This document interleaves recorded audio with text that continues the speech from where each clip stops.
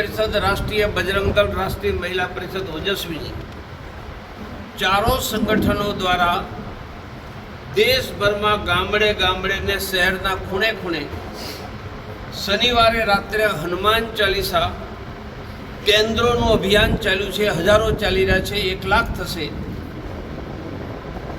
अने आ हनुमान चालीसा करोड़ों हिंदुओं की सेवा। मानी हिंदुस्तान में एक पण हिंदू मदद वगर नहीं रहे।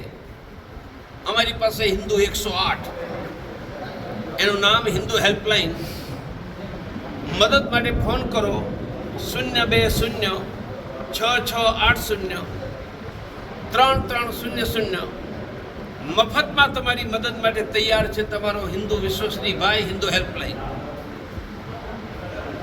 कौन मदद करे? हनुमान चालीसा।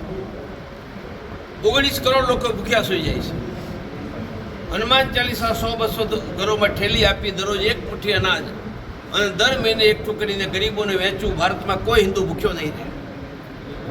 40 करोड़ लोगों ने ब्लड प्रेशर, शुगर, ब्रेन हेमेज, लकवा, हार्ट एटेक, किडनी फेलियर।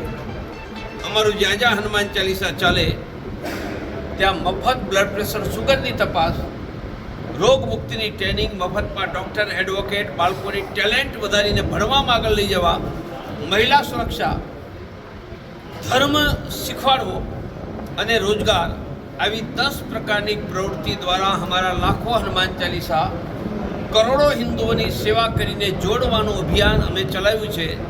आनुं नाम छे अब तो हिंदू ही आगे। हाथ देवी पड़े। भारत माता की जय। जय जय श्री राम। जय श्री राम। मंगलम भगवान विष्णु का मंगलम गरुड़।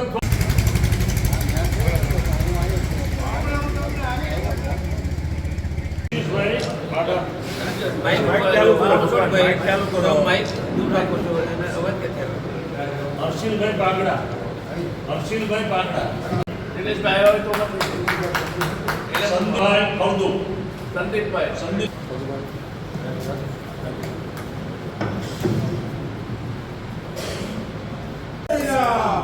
जय श्री राम। जय जय श्री राम। डॉक्टर साहेब पूરું પાડ્યું અને જેના કારણે આજે અયોધ્યાની અંદર ભગવાન રામના મંદિર ઉપર ધ્વજારોહણ થયું। આ એક ભગવાનથી હિન્દુની સુરક્ષા કરવી પડશે। આ બધા વિષયોને લઈને ડોક્ટર સાહેબનો પ્રવાસ સમગ્ર ભારતમાં 250-500 થી વધારે જિલ્લાઓમાં અને તાલુકામાં જઈ રહ્યા છે। ઇતિહાસને ધ્યાન રાખી, આગળની ઘટનાઓને ધ્યાન રાખીએ તો જે પ્રવૃત્તિ થઈ, સમાજ માટે જે થયું, આ દેશ માટે अन्नदान, उत्तम दान अन्नदान, अहींयाथी विद्यादान, शिक्षण एटले आपणे त्यां शिक्षण व्यवस्था पर आवनारी समये तो ए विषयने लईने आवनार समयना हिंदू समाजनी उपर केवा विकट परिस्थिति ऊभी થઈ રહી છે।